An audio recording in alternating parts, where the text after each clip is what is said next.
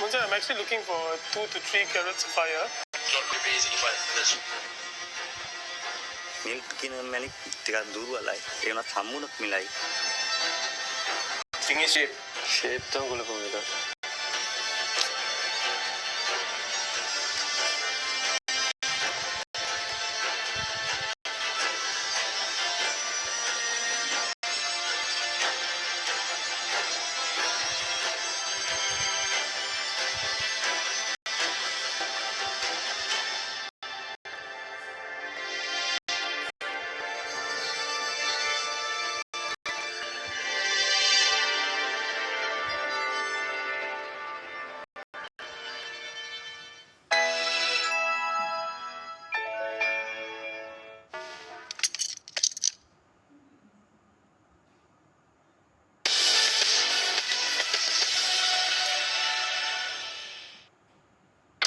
In terms of my relationship with nature, it's very much based on what's able to me.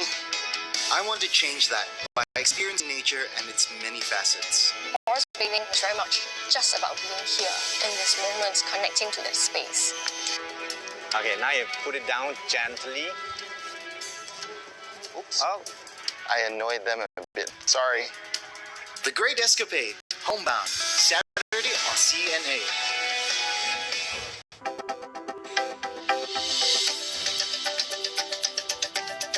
No fancy French name, just cakes in the simplest form. It reflects a lot about how I will choose to live and create meaning for everybody who are able to come to my place.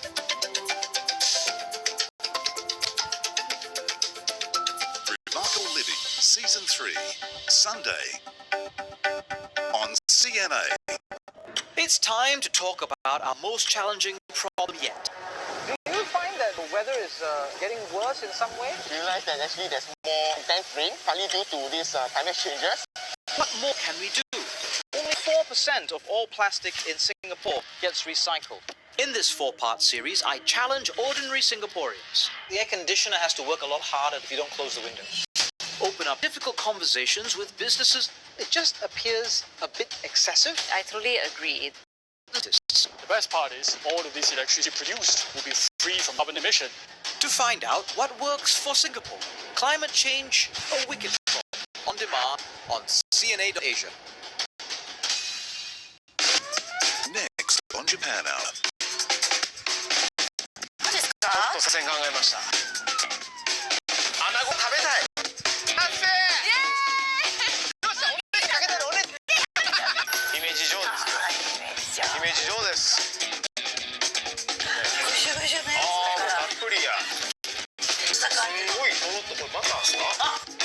Japan Hour, Saturday on CNA.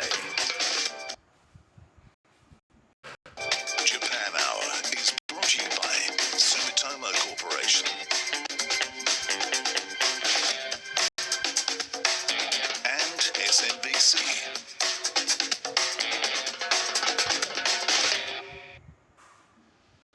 This is Singapore Tonight. Good evening, I'm Dawn Tan. Tonight's top stories. Improving the reliability of Singapore's train network, the cause of a massive disruption last year to be addressed with a replacement works program. Keen interest from students and businesses to get vaccinated against COVID-19 early. Those who wish to do so can now submit an appeal. Moderna's COVID-19 inoculation rolls out at 2 new vaccination centres. More centres will be added as the nation's immunisation drive kicks into high gear. A former childcare centre director and 2 employees charged with fraudulent childcare subsidy claims. All aboard the Orient Express. New experiences have been added to the pop-up attraction at Gardens by the Bay, now extended to September.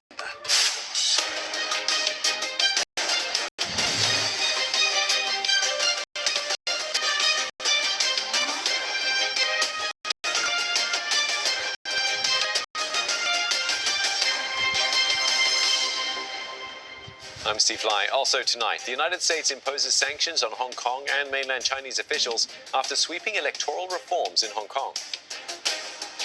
Myanmar's most powerful Buddhist monks association calls on the military to end violence against protesters.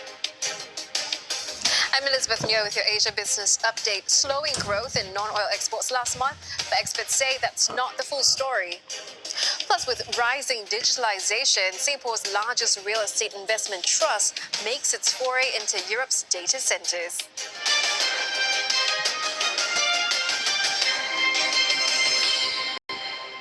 Steps will be taken to improve rail reliability following a major train disruption in October last year, which affected over 100,000 commuters. Measures include replacing components along the Tuas West extension and reducing humidity to prevent rust. The Land Transport Authority revealed findings from investigations at the groundbreaking for an integrated train testing centre, the first in Southeast Asia. A massive disruption that left thousands stranded across 3 MRT lines in October was traced to 2 seemingly minor glitches. A cut in the power cable insulation on the Tuas West extension, causing it to short-circuit, and rust on a component of the trip coil, which meant it couldn't activate the circuit breaker to isolate the fault. Findings show the cut in the cable insulation may be due to a defect or mishandling during installation, while the rust was likely caused by an inadequate protective coating during manufacturing. Measures are being taken to prevent future disruptions.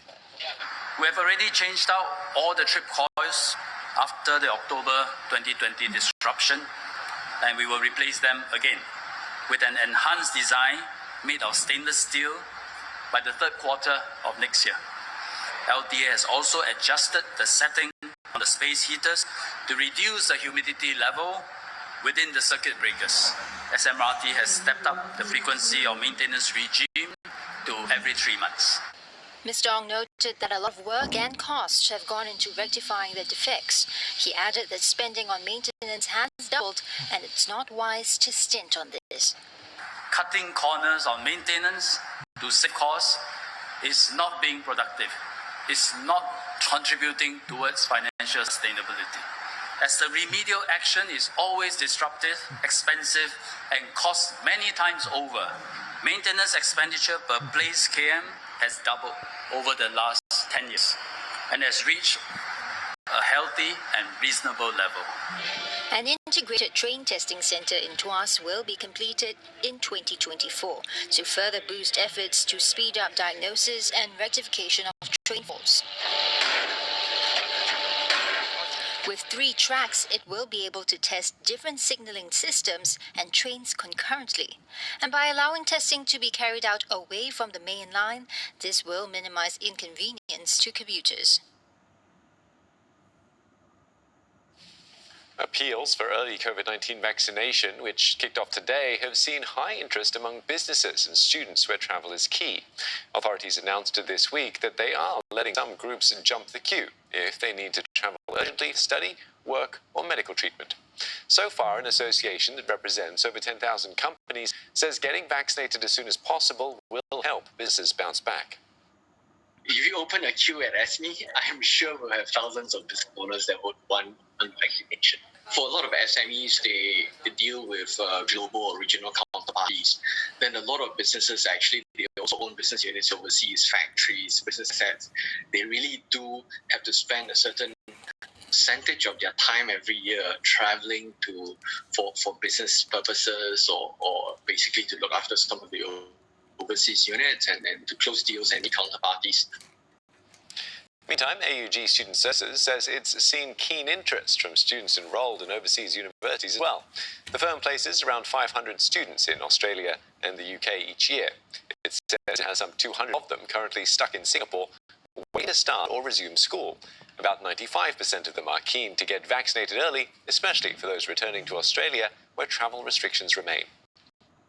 There are some circumstances where students are unable to go through any sort of online studies without physically being in school. They will be unable to continue or in some cases start on their degree. More often than not, these degrees are medical degrees or dental science degrees. So typically, such degrees require a high level of interaction, face-to-face interaction at that. Singapore began offering the Moderna COVID-19 vaccine at 2 vaccination centres today. Most who turned up weren't too fussed about the type of vaccine they were getting. The country has also been using the Pfizer-BioNTech vaccine since immunisations began last month. Cheryl Go with more. There's a lot more buzz at this community club than usual.